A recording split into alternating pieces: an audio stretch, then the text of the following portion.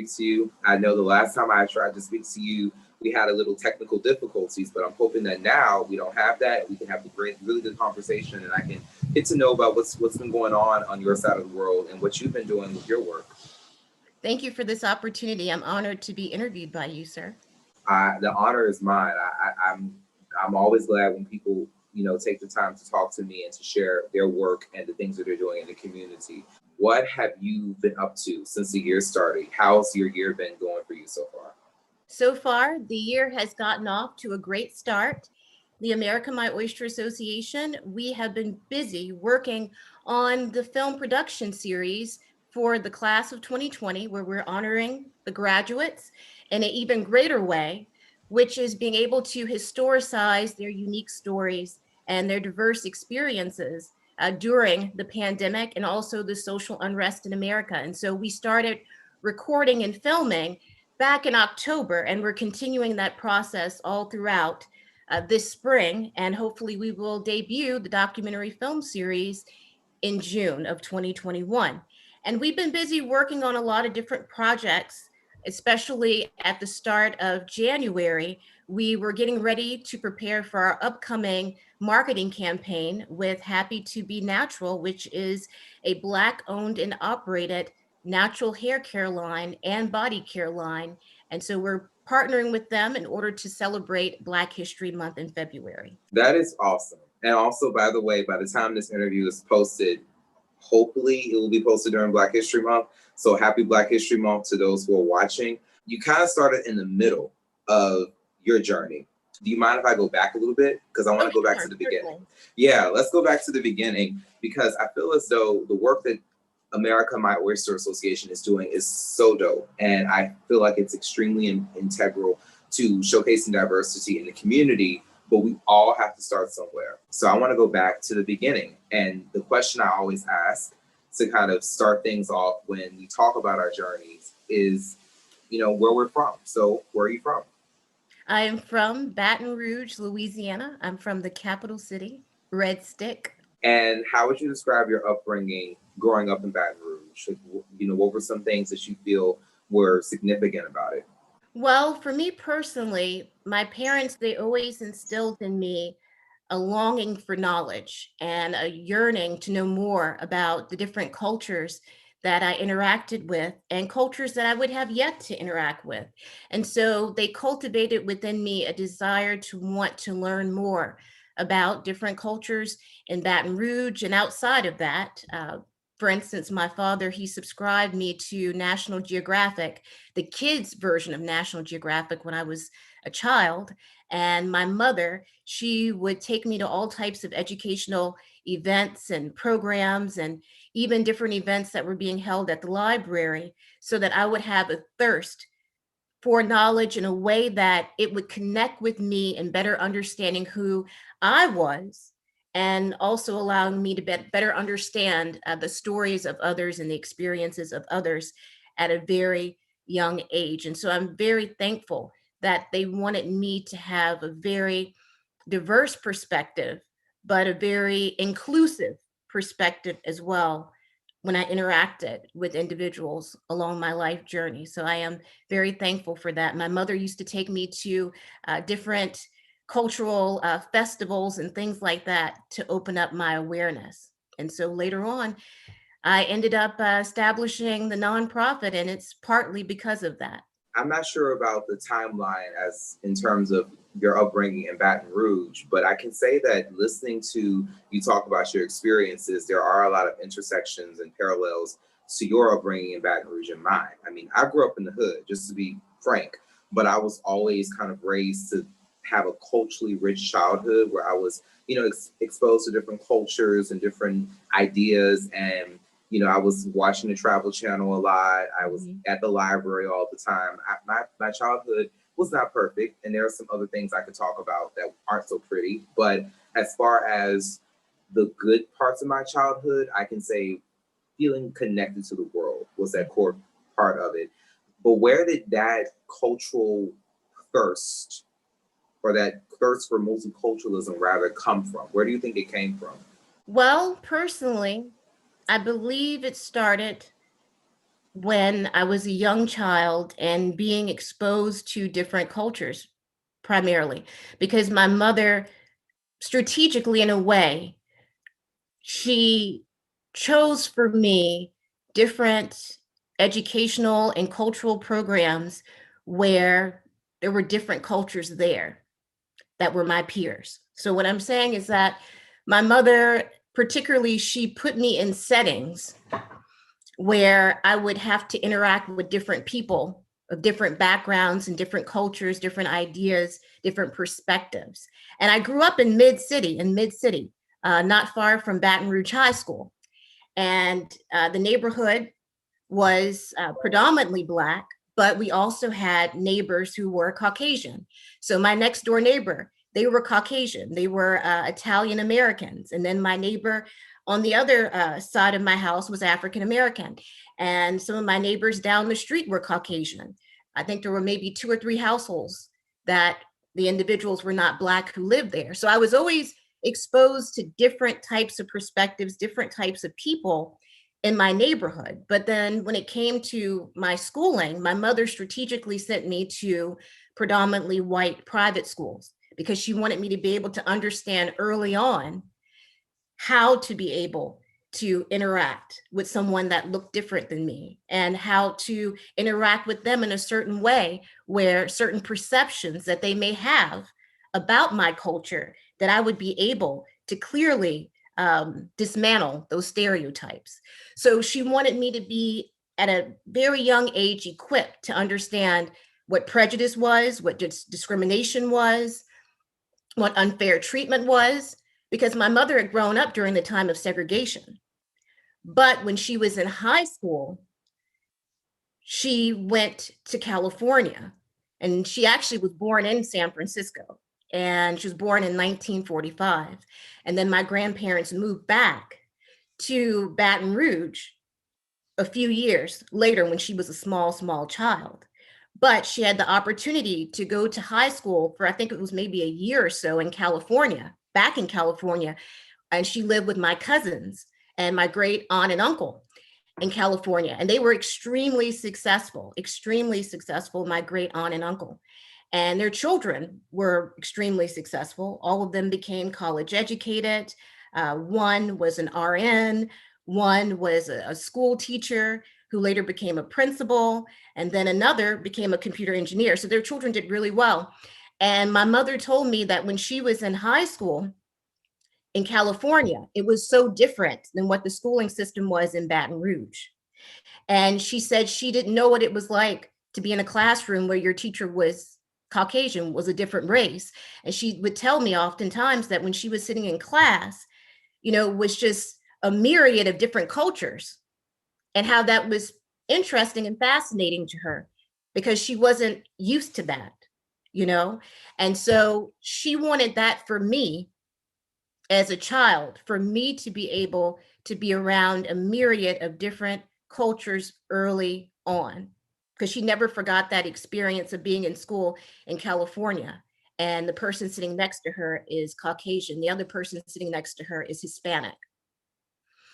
So I think more than likely, probably around the age of maybe 6 or 7, I just developed this interest in learning more about the people around me.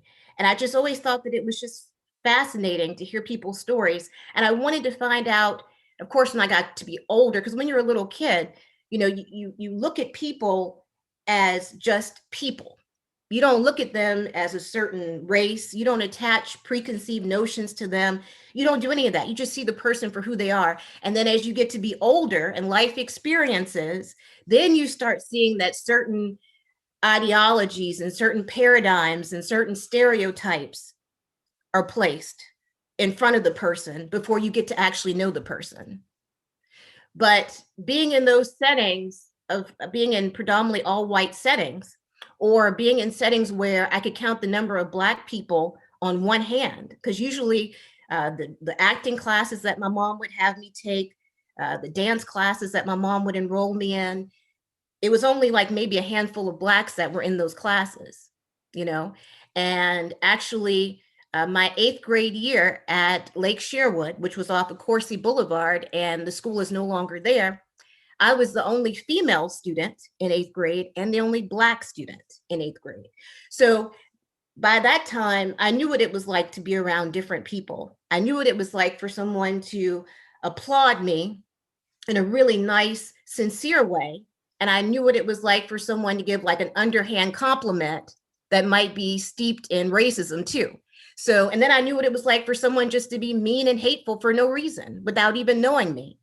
So that's one of the reasons why I always was interested in multiculturalism, because I never wanted someone to feel as though they were lesser when around me. I always wanted people to feel as though not only they were just not only equal, but I wanted them to feel important and appreciated. And I wanted to let people feel welcomed and let people feel as though their voices mattered, because I knew what it was like for someone to be mean for no reason. I knew what it was like for someone to bully me for no reason or to tease me for no reason other than the preconceived notions that their parents or someone else had instilled in them in regards to Blackness. I would have to say that that was also the same reason why I was interested in multiculturalism. Most of my upbringing has been in the predominantly African American environment, and I didn't actually start going to school with people who didn't look like me until probably about middle school time, like when I was 12, 13 years old.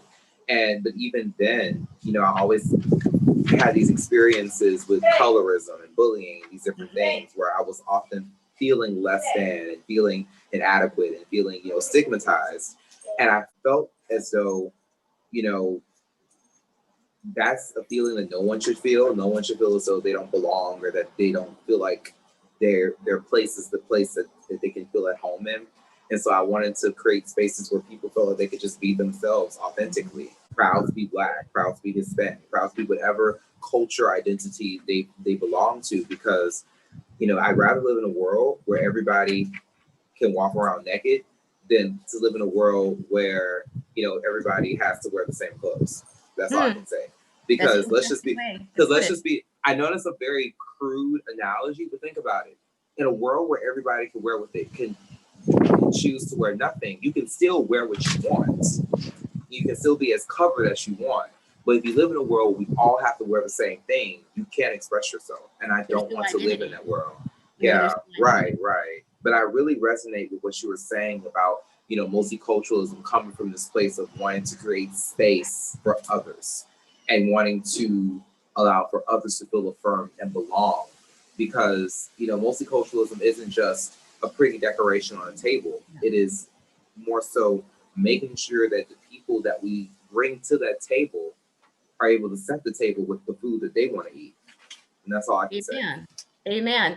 And everyone having a mutual respect for the food that they want to eat and to also try that food and vice versa. I like that. That's a good analogy. Yeah, I think that I'm gonna go with that analogy than the one I just said. But both of them were good, because the other one, there's no sense of individuality, there's no sense of self-identity, and none of us wants to live in a world where there's simply conformity, because then what confines are you going to conform to? And what's at stake as a result of you conforming to it? And then you're not able to contribute what is within you because you're too busy trying to confine yourself to the limitations of someone else. And more importantly, you're confining yourself to the limitations that somebody else has placed upon you. And then you have to think about, well, what is their objective? What is their agenda for these limitations? And what is the fear there that they have to keep me limited? So I do understand. It's a little windy on stage. So, I'm seeing this wind all around me right now because I'm outside, doing at my normal spot doing this interview. I'm hoping that the wind doesn't interfere with the sound. It looks tranquil. Yeah, it's very tranquil. That's why I'm here, because the lighting is great and it's very tranquil and peaceful. To get back to the interview, since we're on the topic of multiculturalism, I know when we first started the interview, you started talking about the work of America My Oyster Association. Since this is your time to shine, I want to give you a chance to take me all the way to the beginning of when you decided to do that work.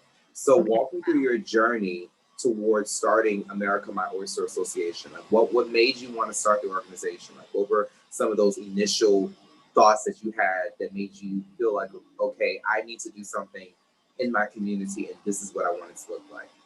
Well, the start of the America My Oyster Association really began due to some of the success that students of mine and myself were able to receive when we published two editions of a race and ethnic studies journal back in 2013 and 2015. And we did several different presentations, both regionally and also nationally. And we first started doing our presentations locally at the Louisiana Book Festival, at the 2014 festival that took place. We presented in the state capitol. And so we were just, in a way, just absolutely mesmerized and captivated with everything that we were able to do as a result of publishing this race and ethnic study journal that was steeped in gaining a better understanding of double consciousness. And as you know, Dr. W.E.B. Du Bois, he coined that phrase. It originates from him. And having an awareness of self, and then also having awareness of how others seek to define you. And within the concept of double consciousness, you have to decide which labels, which notions, which definitions you will allow to dictate your life. Either you confine yourself to how others view you, and you fit into the mold that they place you in, or you stand back and you say to yourself, no, this is how I view myself, and this is how I'm going to govern my life based on the definitions that I have that clearly define who I am. So the students, they did poetry, they had written wonderful, powerful ethnic autobiographies, and it was just well received. And so some of the parents told me, they said, you know what, Professor Gyimah, you need to think about creating something that is uniquely your own, because this is great, but there's something else that we know you are meant to do. And a lot of these students, I still keep in contact with them. I go to their graduations, the graduation parties, even baby showers and weddings I've attended. And we became like a family in a way. And so I thought about it. I said, what could I do outside of my role as a professor at Baton Rouge Community College? Something that's separate and that can be a platform for people all across this nation one day. Not something that's just within the confines of a classroom, but would have an even greater impact. And that is how the America My Oyster Association came about. And it's a unique name because you've heard the old adage, the world is your oyster. And so we took that adage and applied it to America, because despite the adversities and the challenges and the issues that pervade this nation, for many individuals, come what may, it still is the land of opportunity. And so that's partly why we named it that. And then also, years back when I taught African American literature, my students would read Zora Neale Hurston's How It Feels to Be Colored Me. And as you know, Miss Hurston, she was dynamic. She was fearless. She was a very proud woman. She had a thirst for knowledge. She loved to find out some of the most unique things about different cultures as she traveled all across the United States and even across the world. And I decided to let my students know when they read the essay, there's a certain part of it where she says that she is not in a sense of depression or sadness because of the discrimination that exists in America. She doesn't feel sorry for herself, and she sees past that. Instead of having a sense of inferiority, rather she has a sense of not only that she's equal, but Ms. Hurston had a view of her being, in a way, superior. So instead of having inferiority, she had really a sense of superiority. And she would say, you know, if anyone's going to deny the pleasure of my company, it's beyond her. So she's saying if someone's going to discriminate against her, then they actually are, in a way, not only having a disservice to themselves, but it's a disservice to the greatness of her presence. Basically, she was quite a character, as you know, great anthropologist, folklorist, novelist, so on and so forth. And so she says she was the cosmic Zora. So just imagine, she was the ultimate diva before the word diva ever existed. And so she said that she was too busy sharpening her oyster knife than to pity herself, because she looked at America as though it was that oyster, and the pearl inside was destined for her, and she was going to get to it. So she was saying, I'm too busy sharpening my oyster knife.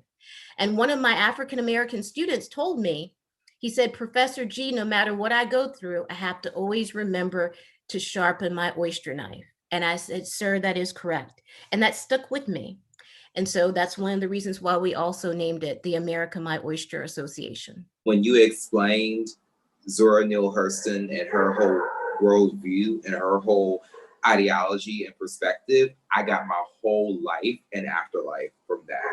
Because I do feel as though, you know, in many ways, when we allow other people's bigotry and prejudice to make us feel inferior or you know, inadequate, that is their personal problems becoming our problems. And life is a journey. We all have to be on our own healing journey together, but we can't carry the weight and burden of somebody else's insecurities or hangups or preferences or whatever, and allow for that to make us feel bad, because we have just as much of a right to exist as anyone else. What you're saying is very similar to something I heard from on social media, I think from Dominique Jackson, who played on Pose, and she talked about how she doesn't want people to accept her. She wants people to just understand her, but she is not looking for acceptance because she doesn't see herself as beneath or above anybody. She sees her as equal. So I'm really loving this whole concept of just seeing ourselves as people, not beneath or above anyone else, but also just having this attitude of, if you don't want to be around me, if you don't want to accept or affirm me or whatever, because you have issues with how I look, where I come from, my background, that's your problem, because you're denying yourself an opportunity to enrich your life and to better your life, and, you know, paint it with my presence. And that's also right. You depositing something positive into my life as well. So you lose more than I. Exactly. Precisely. So that's nothing but a word. I'm glad. I am glad.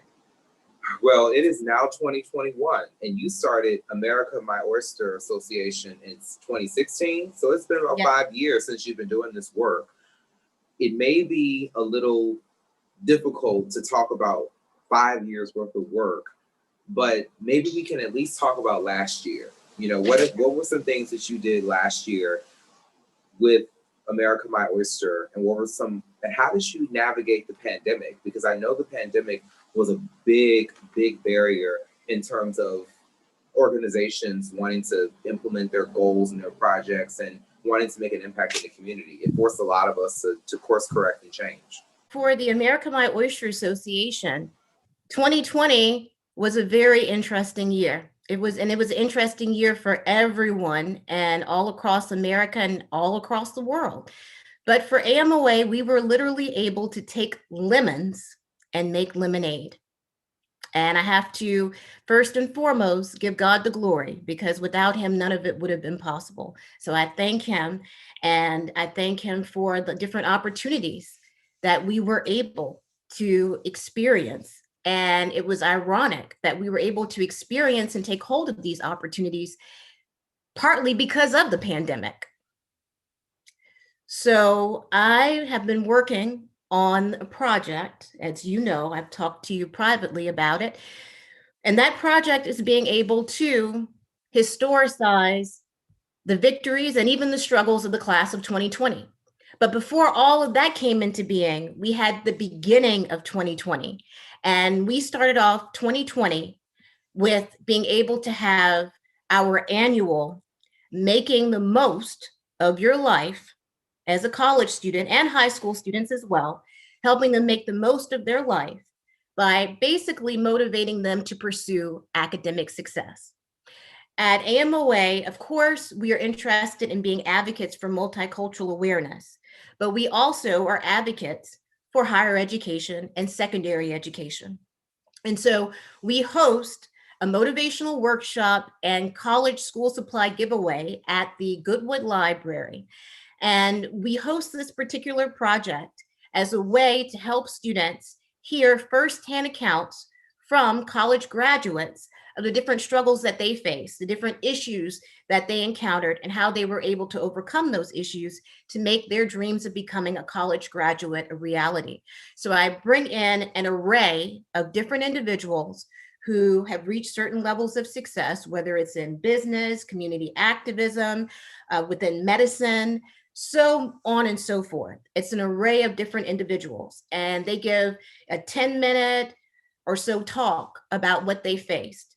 And then I also lead a motivation workshop called Channeling the Motivation Within to Excel in College and Beyond. And then we give out school supplies. We have raffles or door prizes that we give out, such as textbook scholarships, Chromebook, so on and so forth.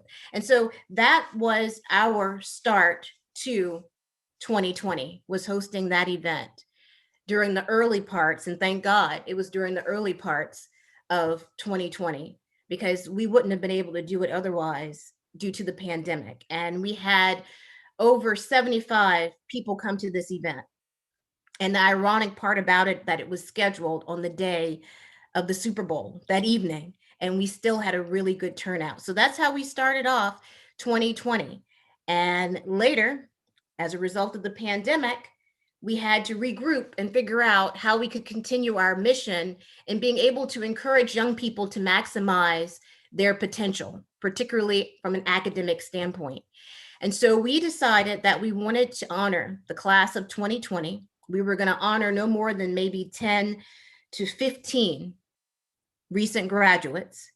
And we decided we were going to honor high school and college students. And we started our celebration on June 19th. And so it grew and grew and grew. The honorees were nominated by AMOA members and people within the community. They nominated young people who they felt had done great work while they were in high school or in college. And they had a certain level of faith in these young people that they were going to do even greater work as a result of them becoming a graduate and furthering and advancing themselves in life. And one of the criteria for being nominated as one of our class of 2020 honorees is that you had to be able to let us know how this young person was going to make America a better place for us all.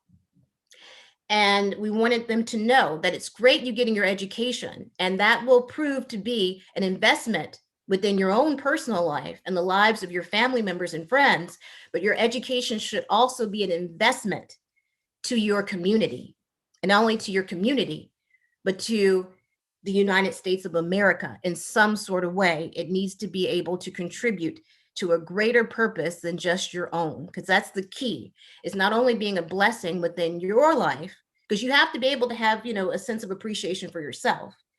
You have to be good to yourself, because oftentimes people like me and people like you who devote so much to trying to make the world better, we oftentimes neglect ourselves.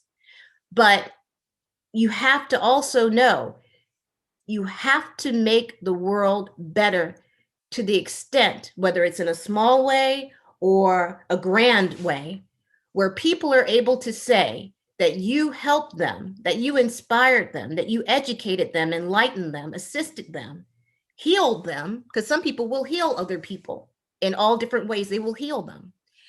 How were they able to do that in such a way where this person may never be able to tell you thank you face to face, but when they think about you, they know you have done something beneficial within their lives based on you fulfilling your purpose here on earth. And that's the message that we wanted to give to these young people, that it's great that you are doing great things. It's great you're being celebrated, but you have an even greater purpose than that. And how will you use that greatness, whatever it is, to make America, and in some cases, the world, a better place for us all. And so we first thought, as I stated, that we were only going to have a few graduates that we were going to honor. And we still are doing celebrations to this day, and it's January 2021. We were supposed to end it July of 2020. It was supposed to be from June 19th to July 19th, and it just got bigger and bigger and bigger and bigger. And we opened it up to all educational levels. So we have honored graduates from Head Start and pre-kindergarten all the way to medical school graduates. And we thought we were only going to honor 10 to 15. And so far, we've honored over 35 graduates, and we're close to 40 graduates now. That is amazing. I don't, the camera didn't get it, but I was just tickled pink that you were talking about the Head Start graduates and you have the medical school graduates and just that range. And then the fact that you were able to continue that even into this new year, I think that's wonderful. I think that is amazing. And I not only think that it's amazing that you were able to have the impact, but it's also great that you stress using education to better your community. Because I often feel as though people talk about education in a very individualistic way. Like, oh, you know, if you get a good education, you get a good job, you get a good this, you get a good that. Well, education gives you the tools and the vocabulary to advocate for yourself and for others. You know, there are some words and some vocabulary and some understandings of the world that I didn't have until I got to college or until I got to increasing my levels of education. Right. And I think that, and if it weren't for the experiences I had in college, I would never have been able to do the work I did with A21 because I wouldn't have had the wherewithal or the vocabulary to even start a conversation about any of these things that I'm talking about right now. That's the power of education. That's the power of education. And you could have the education, but what if you don't make good use of it in a way where you're a blessing to others, you know, and to be less self-serving and more selfless. And I think that's one of the things that people often dismiss within education. They think about the career, they think about the money, the house, the car, but they don't think about how is this education, not only is it going to be a great service to you because it's opening up your mind. And for some people, they will graduate from college and have a very singular view of life, and that they'll be in that mental darkness because they haven't opened up their mind. So I commend you because you could have the education, but if you don't have a mindset that is open to growth and understanding that the world is just not a singular place, that the world is multifaceted, then you will ultimately be doing a disservice to yourself. But for you, you took hold of what education happened to be at that moment in time, and you knew that it was going to cultivate you and nourish you and nurture you in a way so that you could be able to be a beacon of hope and inspiration and enlightenment to others. And that's what we want the young people to realize. And all the young people that were nominated, they realize that in some sort of way, that education is a great tool, but education of self is essential. Education of self is essential. And when you have education of self combined with the formal education, there is no limit to where you can go, what you can do, and how you can make the world a better place for us all. Agreed, 150%. When it comes to the work we talk about, we love to talk about the positives. And I think it's important to be positive. But you're talking about multiculturalism. You're talking about something that we've had political leaders literally say was ruining America. And that's just me paraphrasing it. You know, there are people in this country and in this community, locally speaking, who don't necessarily, at best, they're ambivalent to it. And at worst, they see it as a threat to our country and to our way of being. And I feel as though doing the work that you're doing, talking about uplifting marginalized and diverse communities, can often lead to some challenges. So have you had any challenges in doing the work that you're doing, any pushback, you know, and how have you navigated those challenges? Well, for the most part, I honestly can tell you that we haven't had that many challenges. I have Good. I have had encounters where some people, they seem as though they're going to be receptive to helping AMOA in our mission. And then unfortunately, I found out that they really weren't that receptive. I found out along life's journey that there will be some people who will intentionally try to block your progress. But I've also found in life that when people try and block your progress, that means that you have something great that is awaiting you. And them blocking it should only serve as the inspirational fuel to propel you to an even greater level. And I have seen over the past few months, particularly last year, that a lot of individuals have benefited from AMOA saluting the class of 2020, and that they were grateful for the fact that we recognized them, because many of these students did not have their traditional graduation or commencement ceremony. So they were surprised. Oftentimes, the parents, I would tell them, keep it a surprise. So their son or daughter would be dressed up, not knowing where they were going. And we would meet them at the Bluebonnet Library, the Goodwood Library, the Botanical Gardens. We would participate in graduation car parades. And we also celebrated graduates. We began our celebration actually at the West Baton Rouge Museum, where we honored two young men who have played at Carnegie Hall. And and then we ended up just by chance honoring one of the young men's little brother. So it ended up being three. We had only planned to honor two, and we ended up honoring three. And so students, so I have seen how this particular project has given the students, or now I should say graduates, an added sense of confidence in themselves, a sense of hope in knowing that even though we're going through a pandemic, good things are still happening all around us, and that people are recognizing the greatness within them. And so any roadblock that I may have encountered, any negative reception that I may have encountered, any prejudice, because I did encounter some prejudice that I may have encountered, that doesn't even equal to the success that we were able to have. You know, it pales in comparison to what we were able to achieve. And so that is very minimal. I don't focus on that. It doesn't really matter or concern me. But what concerns me is continuing the mission that I feel that I've been blessed with. And I focus in on that. And no matter what obstacle comes my way, no matter who might not be of the right mind, heart, or spirit, I still continue. And that's what's important. And that's what I look at. But I did encounter some prejudice. I did encounter individuals telling me that they were going to assist and didn't. And that's all well and good, because where one won't do, God will always provide you someone else who will. And they'll be even better equipped, better able, and better established to take your organization to the next level. I want to point out that I'm doing this interview on Sunday, so I think that it's appropriate to say that you are taking me to church with that. But yeah, but I have a couple more. Yes. Let me get my tambourine. Let me get my tambourine. It's in the other room. It's in the other room. I promise you I have a tambourine. Okay. Well, we're not gonna get the tambourine today, but we're gonna be in church. We are having a little bit of church right now. But I have a couple of like final wrap-up questions to ask you. I want to know, we're just starting 2021, and I know that you and I have talked in passing about some things that you are doing in the future, very, very immediate future. So, what are some things that you have coming up in the next couple of weeks and months, and maybe throughout 2021? And also, what are some things that you'd like to accomplish this with? What are some things that you'd like to accomplish in this year as we kind of get deeper and deeper into the year?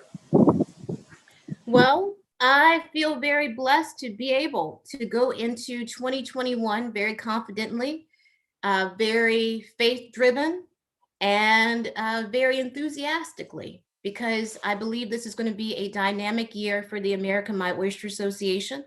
It's going to be a great year for those who have benefited from AMOA, and it'll be a great year for those who are contributing to AMOA.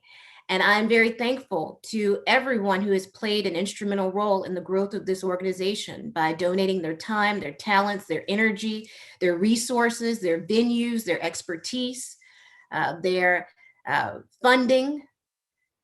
I appreciate all of it. It's all a blessing. It's all a blessing. And so we are, as I mentioned earlier, we're still continuing our celebration of the class of 2020. even in 2021. I don't know if we will do a celebration for the class of 2021. We'll start talking about that in March. But when we celebrate these graduates, we give them a lapel pin from Gold Star Trophy. And it happens to be the lamp of knowledge, and it sits on a foundation of books, because we emphasize when we present this gift to the honoree that knowledge is power, and always be in pursuit of it. Not just the knowledge that you needed in order to become a graduate, but the knowledge that you have yet to pursue that is waiting for you. And so that's one of the reasons why we wanted to honor these young people, to let them know your learning doesn't stop when you get your high school diploma or your college degree. You must continue with your education and maximize it to the fullest. And we give them a check from AMOA. They receive a gift card to Walmart, who happen to be one of our sponsors, and also a gift card to Raising Cane's, which was one of our sponsors as well. And we give them a personalized card from AMOA, a graduation card from Paper and Things. And so the graduates, they're absolutely surprised by all the things that they get. And I have to give a special shout out to the Kendra Scott store, which is a national brand. It's actually a brand that is $1 billion brand, not a million, but $1 billion brand.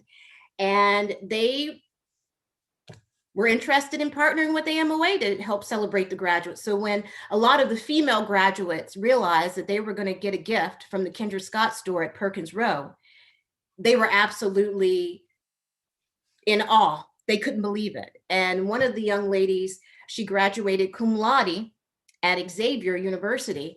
And she told me in high school she wanted Kendra Scott jewelry. And she didn't get it, but she wanted it. And she said, Professor Gyimah, look at God. Now I'm graduating with my bachelor's degree and I'm going to get my Kendra Scott jewelry. And so we were blessed. We were blessed. And they actually contacted AMOA. This was the first time that a corporate sponsor contacted us. Normally, I have to contact the different businesses and companies to see if they want to become a sponsor. And so we were on Be Our Proud News, where we had honored 5 graduates at the Bluebonnet Library.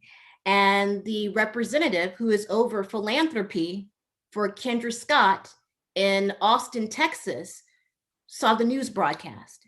And she contacted me and she said, we would like to contribute in some way to you honoring these graduates. And they donated 35 pieces of mother of pearl jewelry for the graduates. So the female and male graduates received jewelry. For the young ladies, they were excited. And for the gentlemen, the representative said they could give the jewelry to the special lady in their life. So put it like this, a lot of mothers of these graduates got mother of pearl jewelry and they were happy. And so we were able to celebrate these graduates in an even greater way based on the fact that we just wanted to let them know that they mattered. And it's growing and growing and growing and growing. In December, we partnered with the Kendra Scott store and held a fundraiser on December 19th, where shoppers could come in between 11 and 2, and 20% of their purchase would go to AMOA to further our endeavor, which happens to be the documentary film series. So that is the current project, happens to be getting everything in order so that we can debut that documentary film series on Juneteenth, which will be the anniversary of our salute to the class of 2020. So as of now, we're in the production stage of the film series. We're editing. I have a whole new appreciation for people who are film editors. I really do, because it is tedious work. And we have interviewed these graduates who did absolutely fantastic. I mean, they delved deep within and shared with the audience what it was like for them to pursue their education during the pandemic, what it was like for them to pursue their education while witnessing the injustice in America and the social outcry against such brutalities and injustices that have pervaded the American consciousness. These young people, they want the world, and not only America, but the world to be a better place. And it starts right here and right now as we enter into this new decade in American life and culture. And these young people, they realize that. And so this was a vehicle and a platform for them to express what their experiences are, how they have received these experiences, their perception of these experiences, and what they've made in terms of figuring out more about themselves and the role that they play because of these experiences, as being overcomers, as being individuals who were able to press through and successfully complete what they had started, which was becoming a graduate. I'm very impressed, and I'm so glad that you have Thank you. been able to receive such positive feedback from the community locally and nationally for your work. I'm just glad to hear that. I think it's important to also just note that we are, as I have stated in many interviews, in the midst of a pandemic. So it feels as though time has become such an elusive thing, and also a very tedious thing at the same time. And also, you know, I'm hoping that when you're able to do this screening for Juneteenth for your documentary, we can actually show up and That's celebrate. right. Hopefully, I hope so, You'll because definitely be invited. yeah, it's been a while. It's been a while. I think that it's important to also note that you were on a panel that 821 did a year ago around this time, and that was actually, unfortunately, the last in-person event that we've had. But I Since thank you then. for that opportunity. And I thank you for participating. I really appreciated you and all the other panelists contributing as well.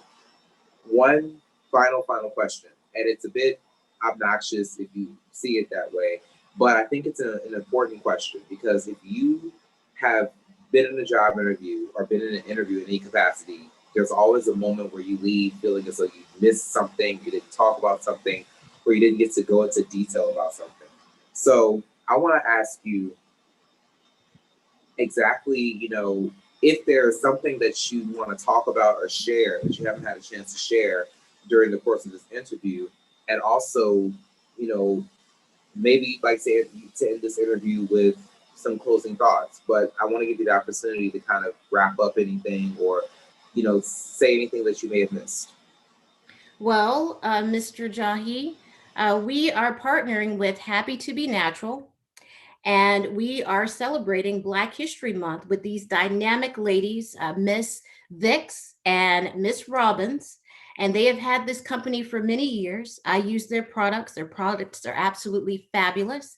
And so they're natural, organic, handmade products that they have been selling out of, in fact, because of the benefits of using their hair care line and also their body care line. And we were just so honored that as they learned more about the Kendra Scott store celebrating us, they decided that they wanted to celebrate us too. And so they told me that they would like to partner with the American My Oyster Association in being able to help us do our film documentary series by, in a sense, donating some of the proceeds from the sale of their products, which would help cover some of the production costs and expenses. And it was out of nowhere that they said they wanted to do this. And truly, it has been a blessing. And we are working with them right now as we are preparing to launch our salute to Black History Month. And we will have different individuals who are part of AMOA who will talk about who their unsung Black hero happens to be. And then a few will talk about the great Black history heroes that most of us know of and have grown up with and learned about. But I wanted them mostly to highlight unsung people, people that we don't know of, lesser known people, especially individuals who have impacted them in a very unique way, but in a way where it is individually centered, something where it's individually centered. How have they made your life as an individual better? We know all the individuals, or the majority of the individuals, who have made the lives of thousands and millions of people better. But who is it, like in your neighborhood? Or who is someone who may have been a mentor to you, or your faith leader? Who is someone that you've grown up with, a family member who may have been a part of the civil rights movement that most people will never know of? This is your time to highlight that person. And so they also will talk about how they're going to use their sense of inner beauty, inner strength, and inner purpose to make America a better place for us all. And then, of course, they're going to give a shout out to Happy to Be Natural and the particular product that they sampled. And so we had wonderful samples of the best sellers that Happy to Be Natural has. And so on Facebook and Instagram, that's where we will post our digital advertisements, and they will be educational moments in Black history, as well as letting you know more about individuals who contribute to AMOA, who represent AMOA, and how they're going to use who they are in terms of the talents they've been blessed with, the resources that they have, the knowledge that they have in order to make America a better place for us all. And particularly, we want to highlight the fact that Black history is not exclusively Black history. It's American history. It's all of our histories. Each and every one of us has benefited in some sort of way from a contribution that has been made by an African American. And so we want to make it more inclusive, where it's not just something that we are celebrating as African Americans, but it is something that all of us celebrate, whether you are white, Black, Hispanic, whether you're American or an immigrant. It doesn't matter. We're all people. And as human beings, being able to celebrate what other human beings have done to make the human race, which is all of us, have a richer, better life. Well, I'm going to let that be the last word because I don't want to taint that with any gibberish or banter that I have. So that's going to be the last word. Ms. Gyimah, I thank you so much for participating and being a part of this. I'm so glad that the work that you all are doing is being so positively received. I hope that more people continue to engage with it. And once this pandemic turns a corner, then we can truly see like these big and better things coming from the America My Oyster Association. And hopefully in the summertime, maybe I can, see this documentary and we can all be at the screening. Well, hopefully I tell you what, you definitely will be invited. And guess what I've decided to do? What?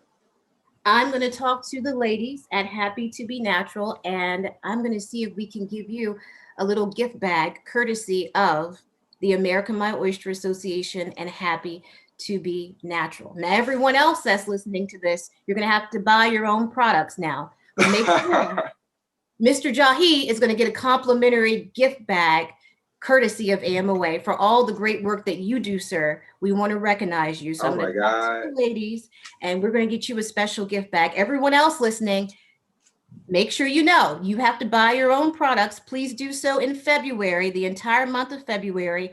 Go to HAPPI, the number 2, the letter B, and then natural, Happy to Be Natural. And the promotional code happens to be AMOA5, and you will get a 5% discount with AMOA5, and then AMOA will receive 15% of that purchase to go towards the production cost of our documentary series. But you, sir, will get a complimentary gift bag. Oh my God, I am beaming right now. I am so, I don't know what to say, but I will say thank you. Like, I really appreciate that. I really appreciate that. Like, that is, wow. I'm serious. You're going to get it.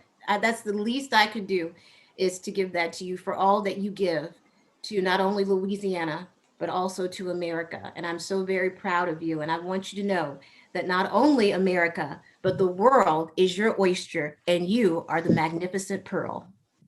Thank you. I really appreciate that. And also, on the days where I feel like I'm a little inadequate, I really like to hear that, not for my own ego, but just to keep me going. So thank you so much, Ms. Gyimah, for the interview, for the opportunity, and also for this gift. I cannot wait to get it. And I will definitely be in the building, either virtually or physically, for this documentary.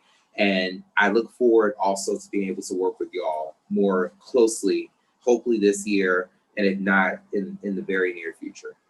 Most definitely. Most definitely. We would be honored, Mr. Jahi. And I want to tell you, thank you for this wonderful opportunity. It certainly was a pleasure, as always. All right. Well, thank you so much, Ms. Gyimah. And also tell Happy to Be Natural that they got a shout out on expanding our roots, so they need to watch this episode. Most definitely. And Most see definitely. And see that the person that they're sponsoring is doing it. So yeah.